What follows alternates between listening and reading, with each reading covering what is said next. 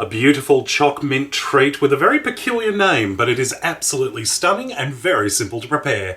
Let's make a grasshopper pie on the One Pot Chef.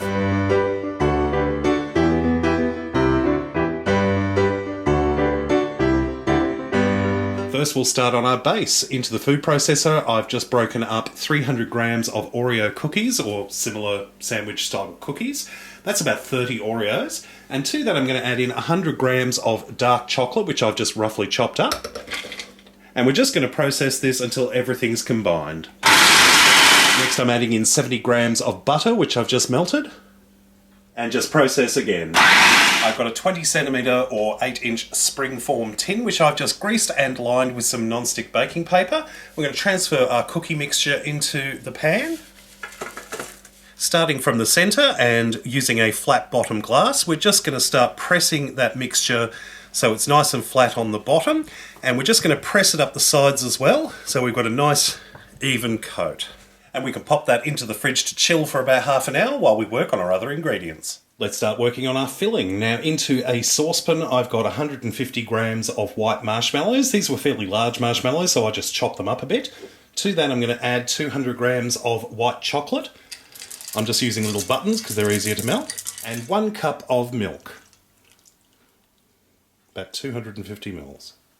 And over a low to medium heat, we're just going to allow this to melt together until the chocolate is melted, the marshmallows are dissolved, and everything is nice and smooth. That's melted and looking gorgeous, so we're going to take this off the heat and allow this to cool completely. Next, I've got about 2 cups or 600 mils of cream. This is just ordinary whipping cream, and we're just going to beat this up until it's nice and thick and we have nice soft peaks. Beautiful, look at that. To assemble our filling, I've put our marshmallow mixture into a large mixing bowl. To that I'm going to add in 1 teaspoon of peppermint essence, about 5 drops of green food colouring, and about 1/4 of our whipped cream mixture. Mix that together, then stir in the remaining cream.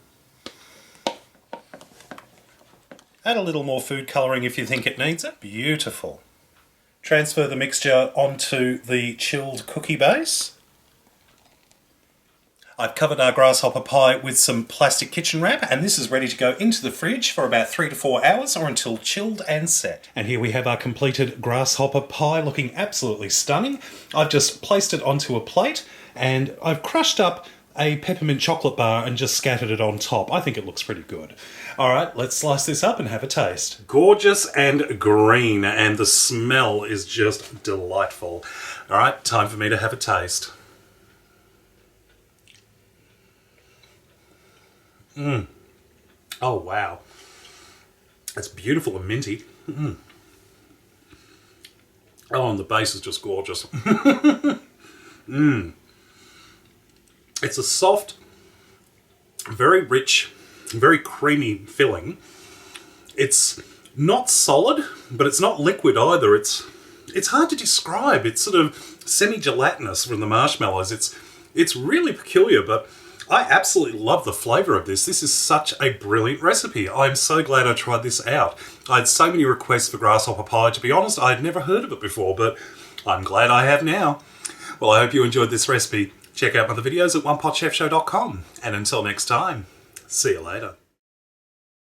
I'm not quite sure where the name grasshopper pie comes from. I'm assuming it's a reference to the colour, but I am absolutely glad that I've become introduced to this because this is absolutely stunning and it was very simple to prepare, so I am definitely going to be making this for family gatherings.